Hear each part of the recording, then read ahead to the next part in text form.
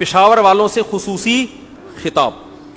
پشاور میں فقہ حنفی کے خلاف مردان میں، پشاور میں، ان تمام علاقوں میں بہت کام ہو رہا ہے. لوگ آئیں گے آپ کو حدیثیں دکھائیں گے، یہ دیکھو امام حنیفہ یہ کہتے ہیں اور حدیث میں یہ. ان کے جوابات تو ہم دیتے رہتے ہیں کہ کوئی بھی آپ کو حدیث امام حنیفہ کے خلاف لے کر آؤ، ہم سے مطلب پوچھو. میں نے تو یہاں اجازت دی بھی ہے، پرچہ لاؤ، پرچوں پہ لکھو، میں بتاؤں گا جواب اس کا. اور ہمارے یہاں پہلے سے سلیکٹڈ پرچے بھی نہیں ہوتے کہ جو میں کہوں گا وہی لکھنا ہے، اس کے علاوہ کچھ پوچھا چھوڑوں گا نہیں میں تمہیں، ٹھیک ہے نا. ٹھیک ہے، ایسا بھی نہیں ہوتا. اور ہمارے ہاں یہ بھی نہیں ہے کہ مخصوص لوگوں کو کمرے کے اندر آنے کی اجازت ہو. مسجد کے 2 دروازے ادھر سے کھلے ہوئے ہیں، گارڈ بس یہ چیک کرے گا بم تو نہیں لے کے آ رہا، بم نہیں ہے آ جاؤ بھائی. سمجھتے ہو؟ ہاں، ایسا سوال جس سے فرقواریت پھیلتی ہے وہ میں اسکپ کر دیتا ہوں. وہ اس لیے نہیں کہ جواب مجھے نہیں آتا، بلکہ ہر بات اگر بیان کر دی جائے تو اصلاح کے بجائے کیا ہوتا ہے، اس سے فساد پھیلتا ہے. کسی کے اندر کوئی خرابی ہے، الگ سے چھاؤں میں لے جا کے اس کو سمجھایا جائے، اس کا نام لے کے ساری دنیا کے سامنے اس طرح آپ رسوا کر دیں تو اس سے بجائے فائدہ ہونے کے الٹا کیا ہو جاتا ہے. تو ایسے سوال میں اسکپ کرتا ہوں. یا میرے پرسنل لائف کے بارے میں لوگ پوچھ رہے ہوتے ہیں بعض دفعہ، وہ ہر بات بتانے کی نہیں ہوتی. تو ورنہ میں نے تو اوپن اجازت دی ہے بھائی. اور ہم نے تو اتنا بڑا ظرف رکھا ہوا ہے یار، ہمیں جواب نہیں آئے گا تو بول دیں گے ابھی مجھے معلوم نہیں ہے اس کا جواب. تو اس میں کون سا مسئلہ ہے یہ بھائی؟ جو جواب نہیں آیا آدمی بول دے مجھے نہیں پتا یار، تحقیق کر کے بتا دیں گے بعد میں. تو پشاور یہ پوری بات آنی چاہیے، یہ جو میں نے شروع سے کی ہوئی ہے. تو پشاور والوں سے میں ایک بات کہتا ہوں، دیکھو پشاور میں جب اسلام آیا ہے نا، فقہ حنفی کی شکل میں ہی آیا ہے. 1200 سال سے پشاور میں اسلام آیا ہوا ہے. تو جو 1200 سال پہلے آیا تھا نا وہی اسلام آج تک چل رہا ہے. اس کے علاوہ کچھ اور اگر ہوگا تو وہ نیا فرقہ ہوگا، وہ والا نہیں ہے جو اس وقت آیا تھا. پورے بر صغیر میں جو اسلام آیا ہے، بنگلہ دیش میں، برما میں، اور اللہ بلا کرے دہلی میں، سہارنپور میں، پاکستان میں، لاہور میں، ملتان میں، خانیوال میں، کراچی میں، چاہیے نا. یہ آج نہیں آیا اسلام. یہ کب آیا ہے؟ یہ 1200-1300 سال پہلے اسلام ان ملکوں میں آ چکا تھا. ازبکستان، تاجکستان، بخارا، سمرقند، یہ تمام علاقوں میں فقہ حنفی آیا ہے. ملیشیا میں فقہ شافی آیا ہے. سمجھتے ہو؟ تو یہ اگر غلط ہوتے، اس کا مطلب دنیا میں جب اصل اسلام آیا تھا وہ غلط آیا تھا، اب کون سا والا آ رہا ہے؟ تو یہ خود ایک بہت بڑا سوالیہ نشان ہے کہ اب اسلام آ رہا ہے. بر صغیر میں تو 1200 سال سے گھاس کھا رہے تھے کہ ہم یہاں پہ. جتنے بڑے بڑے کمانڈر بر صغیر میں گزرے ہیں، جو ہندوؤں سے لڑے ہیں، جو سکھوں سے لڑے ہیں، جو غیر مسلموں سے لڑے ہیں، سارے حنفی ہیں. کوئی ایک بھی حنفیوں کے علاوہ نہیں دکھا سکتے آپ تاریخ میں. سمجھتے ہو؟ محمود غزنوی کیا تھا؟ یہ فقہ حنفی کو فالو کرتا. ٹیپو سلطان کیا تھا؟ یہ جتنے ہمارے نجات دہندہ آئے ہیں، جتنی خلافتیں، جتنی حکومتیں، پشاور میں آج بھی بڑے بڑے قلعے ہیں. پھر انگریزوں کے خلاف لڑائی کس نے لڑی ہے؟ یہ سب حنفیوں نے لڑی ہے. ایک صاحب کہنے لگے کہ اب ہمارا مسلک پشاور میں الحمدللہ تیزی سے پھیل رہا ہے. تو انہی کے مسلک کے دوسرے آدمی نے کہا کہ یار پھر 1200 سال پہلے کیا آیا تھا اور 1000 سال سے کیا تھا؟ اگر اب ہمارا مسلک پھیل رہا ہے تو یا تو ہم غلط ہیں یا 1200 سال سے یہ گھاس کھا رہے ہیں. تو اس بیس پر وہ حنفی ہو گیا کہ یار یہ کیا ہے. تو فقہ حنفی پر جتنے اعتراضات کرتے ہیں نا کہ قرآن و حدیث کے خلاف، یہ اعتراضات ان کے بنائے ہوئے ہوتے ہیں اور کوئی صحیح آدمی جواب دینے والا ملا نہیں ہوتا. اس وجہ سے وہ ابو حنیفہ پر اعتراضات. ابو حنیفہ کو جو اللہ نے اتنی عزت دی ہے نا کہ 50% سے زائد مسلمانوں نے اکیلے ابو حنیفہ کو فالو کیا ہے. یہ عزت اس لیے نہیں کہ ابو حنیفہ ان کے ماموں یا چاچو لگتے تھے، اس لیے کہ ابو حنیفہ کے دلائل کی جو قوت تھی، وہ قوت میں باقی تمام فقہا پر کیا تھے؟ وہ غالب تھے. جو تفقہ اور بصیرت اللہ نے عطا فرمائی تھی. ہم دوسرے فقہا کا بھی احترام کرتے ہیں. امام شافعی کے ہم خاک کے برابر بھی نہیں ہیں. امام احمد بن حنبل جو امام بخاری کے استاد ہیں، ہم اپنے آپ کو ان کی خاک کے برابر بھی نہیں سمجھتے. امام و حنیفہ کی فضیلت بیان کرنے کا مقصد دوسرے فقہا کی توہین نہیں ہے. بتانا یہ مقصد ہے کہ جس فقیہ پر دنیا اعتراض کرتی ہے نا کہ ان کے یہ مسئلے قرآن و سنت کے خلاف ہیں، تو ان کے علم میں کمی ہوتی ہے، ان کی بصیرت میں کمی ہوتی ہے. اس وجہ سے ان کو لگتا ہے کہ قرآن و سنت کے خلاف، حقیقت میں قرآن و سنت کے خلاف نہیں ہوتا. جھینگے کا مسئلہ دیکھ لو، کیکڑے کا مسئلہ دیکھ لو. بہت سے لوگ کہتے ہیں یار یہ کیکڑا جو ہے نا تو قرآن میں آتا ہے احل لکم صید البحر، تمہارے لیے سمندر کا شکار حلال ہے، تو کیوں ابو حنیفہ نے پابندی لگا دی کیکڑا کھانے پر؟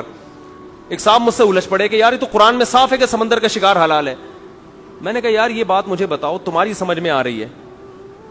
کہ قرآن میں صاف ہے کہ سمندر کا شکار حلال ہے, تو اس کا اگر یہ مطلب ہے تو پھر کوئی ایک صحابی تو دکھاؤ جنہوں نے کیکڑا کھایا ہو بھائی, کوئی ایک تابعی تو دکھاؤ جنہوں نے کیکڑا کھایا ہو.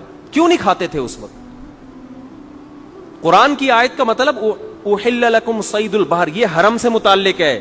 اس سے پہلے والی آیتوں میں ہے کہ حالت احرام میں خشکی کا شکار حرام ہے. اس سے پتہ چلتا ہے اس سے مراد کیا ہے کہ حالت احرام میں سمندری شکار پر پابندی نہیں ہے. اس میں یہ نہیں بتایا جا رہا ہے سمندر کی کون سی مخلوق حلال ہے تو کون سی حرام ہے. اس میں تو یہ بتایا جا رہا ہے کہ احرام کی شکار والی پابندیاں خشکی کے جانوروں پر لاگو ہوتی ہیں, سمندروں کے جانوروں پر لاگو نہیں ہوتی. بس آپ ریفرنس دیکھ رہے ہیں, آیت نمبر بھی کوٹ کر دی محترم نے اور حدیث حوالہ بھی دے دیا, تو اتنا کافی. پھر بھی یہ مسئلہ اختلافی ہے, ہم دوسرے فقہا کا بھی احترام کرتے ہیں. اگر شافی لوگ کھا رہے ہیں اور وہ سمجھتے ہیں امام شافی پر ہمیں زیادہ اعتماد ہے تو ٹھیک ہے, لیکن فنڈر گیری نہ کریں کہ ہمیں آتا ہے ابو حنیفہ کو نہیں آتا تھا. تو پشاور والوں سے میں خاص طور پہ کہہ رہا ہوں کہ یہ جو رفع الیدین کا مسئلہ ہے, اگر اس طرح دلائل ہوتے ہیں نا جس طرح, اچھا ایک رفع الیدین کے مسئلے میں ایک اور گڑبڑ کی جاتی ہے, جزء رفع الیدین للبخاری. امام بخاری کا ایک رسالہ ہے جزء رفع الیدین, اس میں رفع الیدین کی حدیثیں لائے ہیں. لوگ اس کو بھی صحیح بخاری سمجھتے ہیں, حالانکہ وہ صحیح بخاری نہیں ہے, وہ بخاری صحیح بخاری کے علاوہ الگ رسالہ ہے. لیکن عوام کہتی اتنی حدیثیں امام بخاری نے روایت کی ہیں, جس سے یہ وہم ہوتا ہے کہ یہ ساری کہاں ہیں, صحیح بخاری میں, حالانکہ وہ صحیح بخاری میں نہیں ہے. بس امام بخاری کا نام آ گیا, آپ نے امام بخاری کی حدیث کو کیا سمجھنا شروع کر دیا, لکھا ہوتا ہے نا رواہ البخاری, تو الادب المفرد بھی امام بخاری کا رسالہ ہے, اس میں تو ضعیف حدیثیں بھی ہیں لیکن وہ بھی کیا ہے, رواہ البخاری. بس پبلک دیکھ رہی ہے رواہ البخاری. یہ تو علم کی حالت ہے. فنڈر ایسے بنے ہوئے ہیں کہ بڑے بڑے فقہا پر کیا کرتے ہیں, اعتراض. تو رفع الیدین کا مسئلہ بھی اختلافی ہے, اس میں امام حنیفہ کے دلائل کمزور نہیں ہیں. امام ترمذی جو امام بخاری کے شاگرد ہیں, جب وہ رفع الیدین کی حدیث کا تذکرہ کرتے ہیں تو صاف لفظوں میں کہتے ہیں وہ بھی یقول بعض اہل العلم من اصحاب النبی, یہی صحابہ میں بعض صحابہ کا مذہب ہے. لیکن جب رفع الیدین نہ کرنے کی حدیث لاتے ہیں تو لکھتے ہیں وہ بھی یقول غیر واحد من اہل العلم من اصحاب النبی, یہی بہت سارے اہل علم صحابہ کا مذہب ہے. رفع الیدین کرنے کے بارے میں کیا کہا, بعض صحابہ کا, نہ کرنے کے بارے میں کیا کہا, بہت سارے اہل علم صحابہ کا مذہب ہے یہ. تو پشاور والوں, جو مذہب اسلام تمہیں ملا ہے نا وہ غلط بولو نہیں ہے. اور جتنے آپ کو دوسرے مسلک کے لوگ نظر آئیں گے پاکستان میں فقہ حنفی کے علاوہ, ہاں شافی ملیں گے, وہ صدیوں سے شافی ہیں, لیکن حنفی اور شافی کے علاوہ جو آپ کو ملیں گے نا بر صغیر میں, 2-3 پشتوں کے بعد جا کے وہ بھی حنفی ہوں گے. ان میں کسی کے باپ یا تو حنفی ہے, کسی کا دادا یا پردادا, پردادا سے اوپر ایک اور ابا چلے جاؤ, اس سے اوپر آ کے کوئی بھی آپ کو دوسرے مسلک کا نہیں ملے گا. اس سے پتہ چلتا ہے جتنا پیچھے جائیں گے یہ سارے کیا ہوتے چلے جائیں گے, حنفی. تو یا تو وہ والا جو اسلام آیا تھا وہ غلط تھا, ٹھیک ہے نا, اگر آپ صحیح ہیں تو وہ غلط کہنے میں بہت سارے اعتراضات ہیں. اس کا مطلب وہ سارے غلط, جہاد بھی غلط ہوتا رہا, انگریز خامخواہ میں آگے لڑتا رہا ان لوگوں سے, ان کی حکومتوں, وہ اسلام سمجھ کے لڑتا رہا ان سے کہ یہ مسلمان ہیں. تو لیبل کو مت دیکھو. وہ ایک آدمی نے چینی کی بوری پہ چاول لکھ دیا, کسی نے پوچھا اندر چینی ہے باہر چاول لکھا ہوا ہے, دوسرے نے کہا کہ مکھیوں کو دھوکہ دینے کے لیے. مکھیاں لیبل دیکھ کے دھوکے میں نہیں آئیں گی, چینی کی خوشبو دیکھ کے وہ اس بوری کی طرف لپکیں گی. تو آپ دیکھو اسلام کی اوریجنل خوشبو کس میں آپ کو نظر آئے گی. قرآن و سنت کا لیبل ہر آدمی بڑے آرام سے لگا لیتا ہے, سمجھتے ہو. تو ہم اپنے باپ دادا کو فالو کرتے ہیں اس لیے نہیں, جو قرآن نے جو کہا نا باپ دادا کو فالو مت کرو, وہ باپ دادا ہیں جو گمراہ ہیں. جس کے باپ دادے محمود غزنوی جیسے ہوں, جس کے باپ دادا ٹیپو سلطان جیسے ہوں, ایسے ابا دادا کو فالو کرنے کا بولو نا حکم ہے. ہمیشہ سے جہاد حنفی شافی لوگ ہی کرتے آئے ہیں, جن میں حنفیوں کا کردار بہت زیادہ ہے. شوافی بھی, حنبلی بھی, مالکی بھی, یہ لوگ کرتے آئے ہیں. باقی تو تھے ہی آٹے میں نمک کے برابر, بہت سے تو سرے سے تھے ہی نہیں اور اب بھی آٹے میں نمک کے برابر ہیں. ڈاکٹر ذاکر نائک کی تحقیق ہے, اس وقت بھی پوری امت میں مسلمانوں میں 50% حنفی ہیں, 30% امام شافی کو فالو کرنے والے ہیں, 17% فقہ مالکی کو, کتنے ہو گئے یہ 97, 2% فقہ حنبلی کو, 1% باقی لوگ ہیں. تو وہ 1% یہ دعویٰ کریں ہم قرآن و حدیث کو فالو کرتے ہیں, اور باقی سارے اندھے مقلد ہیں, تو یا تو وہ 1% جنت میں جائیں گے میرے بھائی, یا یہ 97. تو وہ جو حدیث میں آتا ہے نا میری امت کی 80 صفیں ہوں گی, مجھے لگتا ہے وہ نہیں ہوں گی, یعنی اگر اس تحقیق کو آپ مان لیتے ہیں تو اتنے سارے تو کہاں جا رہے ہیں, اور یہ سارے غلط ہو گئے, یہ سب اندھے مقلد ہیں. تو یہ عجیب سی کھوپڑی میں آنے والی باتیں نہیں ہے, یہ لیبل ہے بھائی, لیبل کو مت دیکھو. چینی کا لیبل لگا ہوا ہے, سوری چینی کی بوری پہ کیا لیبل لگا ہوا ہے, چاول کا لیبل لگا ہوا ہے. تو مکھی کو اتنی سینس ہے, وہ خوشبو دیکھ کے جاتی ہے. افغانستان کا جو لا ہے نا وہ فقہ حنفی ہے. جب سے یہ چاروں فقہ وجود میں آئے ہیں, دنیا میں جہاں بھی حکومت قائم ہوئی ہے نا اسلامی, قانون کا حصہ کوئی مخصوص فقہ بنائے, یا تو فقہ حنبلی بنائے یا فقہ مالک. فلسطین میں آج بھی یا تو فقہ شافعی ہے یا مالکی ہے, مجھے اچھی طرح وہ اسپیسیفک وہ فقہ یاد نہیں رہا. سعودی عرب میں لا میں آج بھی کیا ہے, فقہ حنبلی ہے. اور افغانستان میں کیا ہے آج بھی, امریکہ ابھی تک اس کو چینج نہیں کر سکا, وہ فقہ حنفی ہے. وجہ کیا ہے, ایک مخصوص فقہ کیوں لاگو کیا جاتا ہے, اس لیے کہ اگر حکومت کو آزاد چھوڑ دیا جائے کہ آپ نے قرآن حدیث پہ فیصلے کرنے, تو لیبل بہت اچھا ہوگا, لیکن قرآن و حدیث کے نام پہ تحریفات شروع ہو جائیں گی. تو پابند بنایا جاتا ہے کہ آپ قرآن و سنت کی تحقیق اس فقہ سے نہیں نکلنی چاہیے باہر.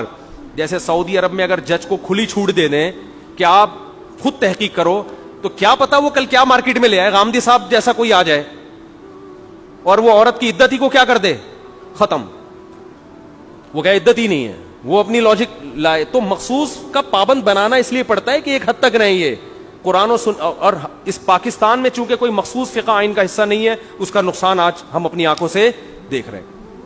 جب حکومت کو کوئی غیر شرعی قانون پاس کرنا ہوتا ہے, کچھ سرکاری مولویوں کو بٹھا کے ڈیبیٹ کرا کے ان کو اسلام کا لیبل لگا کے اس کو آئین کا حصہ بنا دیا جاتا. مثال کے طور پر ایوب خان نے کیا کیا تھا, ایوب خان نے یہاں کے علماء سے پوچھا کہ ڈیورس کے بعد عدت کے کیا احکام ہیں. سب علماء نے کہا 3 حیض عورت کو انتظار کرنا پڑے گا. کتنے حیض, 3 حیض. اس سے پہلے عورت کہیں اور شادی بولو نہیں کر سکتی. اس نے کہا یہ 3 حیض تو ہر ایک کے مختلف ہوتے ہیں. پھر اس نے دوسری شادی پر پابندی کی بات کی, تو علماء نے کہا دوسری شادی پر پابندی نہیں لگ سکتی. اور بہت سارے مسائل ہیں. طلاق میں وہ یہ چاہتا تھا کہ حکومت کے پاس یہ معاملہ آئے طلاق کا, ڈیورس کا, مرد کو جو اختیار ہے نا جب چاہے طلاق دے دیتا ہے, یہ گورنمنٹ اس میں انوالو ہونی چاہیے. تو علماء نے کہا گورنمنٹ اس میں انوالو نہیں ہو سکتی.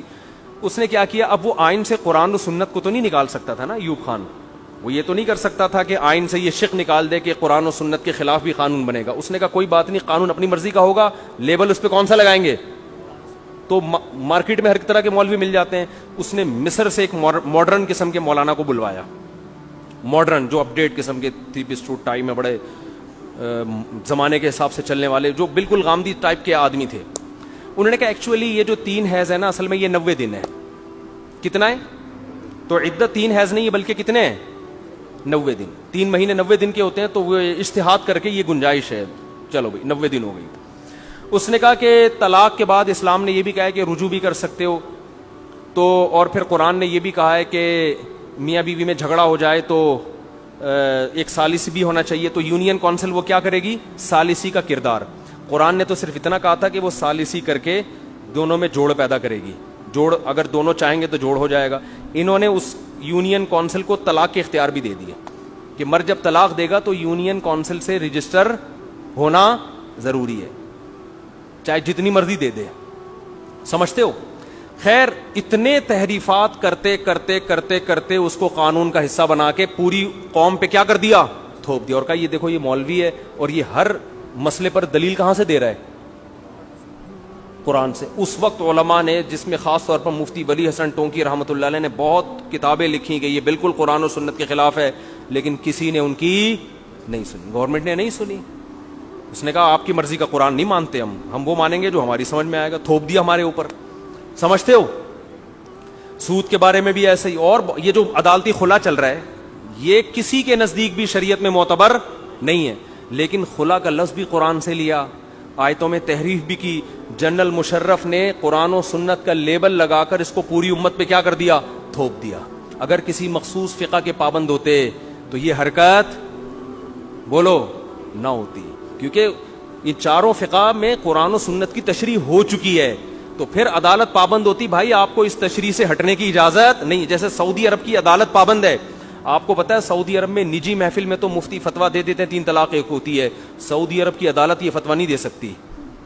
سعودی عرب کی عدالت میں کوئی جائے گا نا کیس لے کے 3 طلاقیں دی, عدالت سے جو حکم صادر ہوگا وہ کیا ہوگا 3, کیونکہ عدالت کس کی پابند ہے, فقہ حنبلی کی. تو تحریفات ہوتی چلی جا رہی ہیں. تو اس بیس پر تو میں پشاور والوں سے خاص طور پہ کہتا ہوں کہ اپنے اس مسلک کی حفاظت کرو جو تمہیں وراثت میں ملا ہے. اور یہ باپ دادا کی اندھی تقلید نہیں ہے, کیونکہ قرآن نے جن باپ دادوں کی تقلید سے منع کیا وہ گمراہ باپ دادے تھے جو خود مشرک, خود گمراہی پہ تھے. ہم جن باپ دادوں کی بات کر رہے ہیں یہ وہ ہیں جو انگریزوں سے لڑتے آئے ہیں, جنہوں نے بر صغیر میں اسلام کی حفاظت کی, جنہوں نے عقیدہ توحید کی حفاظت کی, جنہوں نے بدعات کا خاتمہ کیا. ہم ان باپ دادوں کی بات کر رہے ہو. اگر ان باپ دادوں سے آپ اگر ہٹ گئے تو یاد رکھو بے لگام اونٹ ہو, پھر آپ کی بریکیں فیل ہیں. پھر کوئی بھی قرآن و سنت کے نام پہ کہیں بھی لے جائے آپ کو تو امت کا جو اتحاد ہے وہ کیا ہو جائے گا, پارا پارا ہو جائے گا. آپس میں لڑنا شروع کر دو گے, کفر کے خلاف متحد نہیں ہو سکتے. ہاں بدعت کے معاملے میں کسی کو فالو نہیں کرنا. تو بہت سی بدعات ایسی ہیں جو فقہ حنفی میں گھسیڑی گئی ہیں, حالانکہ فقہ حنفی کا ان سے تعلق نہیں.